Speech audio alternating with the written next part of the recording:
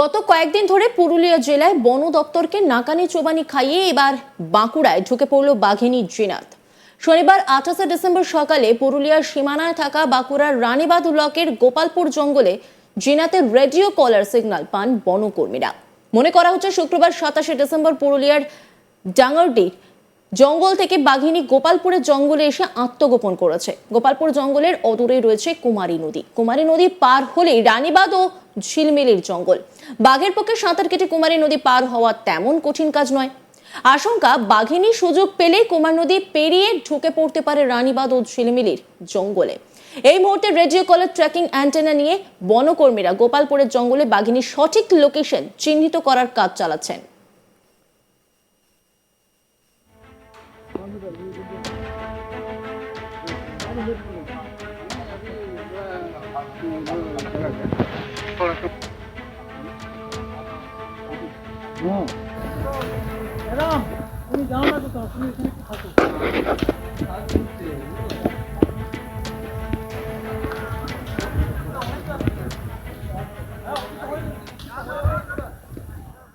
স্থানীয় যারা রয়েছেন তারা রীতিমতো আতঙ্কে দিন কাটাচ্ছেন। তারা বাড়ির বাইরে প্রয়োজন ছাড়া বের হচ্ছেন না।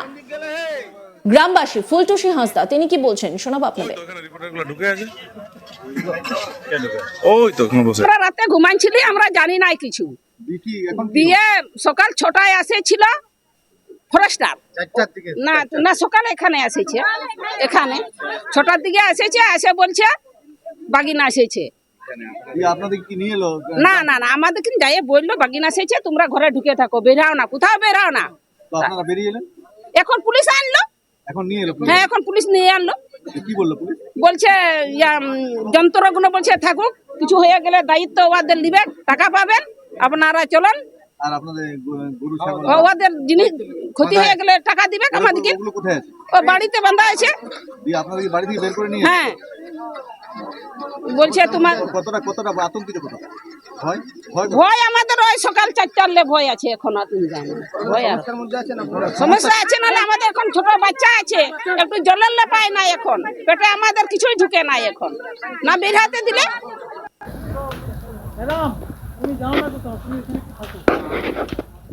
আরেক গ্রামবাসী স্বপন বাসকে তিনি কি বলছেন শোনাবো আপনাদের।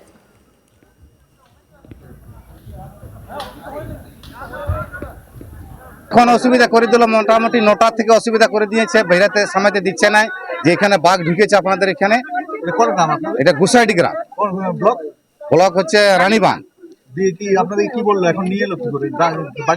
হ্যাঁ এখন বাড়ি থেকে নিয়ে এলো যে আপনারা বাড়ি থাকুন না, এই থাকিস না, ওই বাইরের দিকে চলুন, এই গ্রাম ছেড়ে অন্য গ্রামে চলুন। পুলিশ নিয়ে এলো।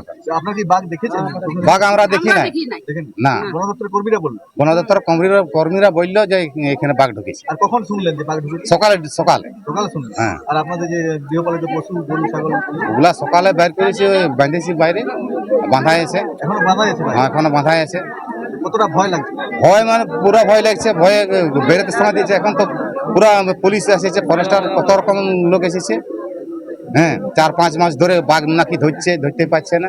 আপনাদের কি বাড়ি থেকে একদম বের করে নিয়ে এলো? হ্যাঁ এখন বাড়ি থেকে এখন কি সব নিয়ে আসে। খাওয়া দাওয়া কিছু করা হয় না, খাওয়া দাওয়া রান্না করতে কি করে পারে, জল আনতে হবে অন্য পাড়ালে। আমাদের মানে আমাদের নলকূপ এখানে ছিল কিন্তু খারাপ হয়ে গেছে। পরিবার থাকে ওই গ্রামে? ঘর কতগুলো আছে? ঘর ওইখানে 14-15 ঘর আছে। সবাই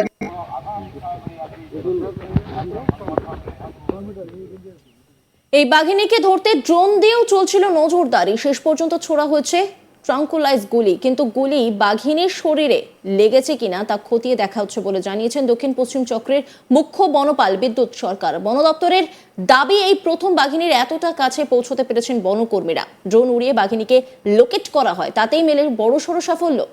অবশেষে শেষ পর্যন্ত বিকালে গুলি করা সম্ভব হয়, কিন্তু তার গায়ে গুলি লেগেছে কিনা তা নিয়ে তৈরি হয়েছে ধোঁয়াশা।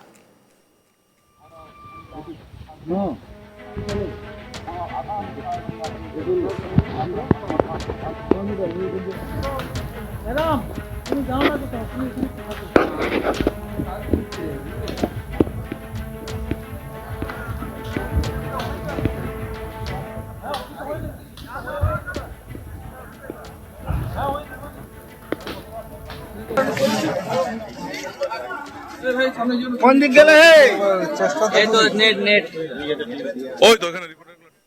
অন্যান্য খবরের আপডেটের জন্য অবশ্যই নজর রাখুন আজ তাক বাংলার ইউটিউব স্ট্রিমিংয়ে। লাইক, কমেন্ট, শেয়ার এবং সাবস্ক্রাইব করতে ভুলবেন না।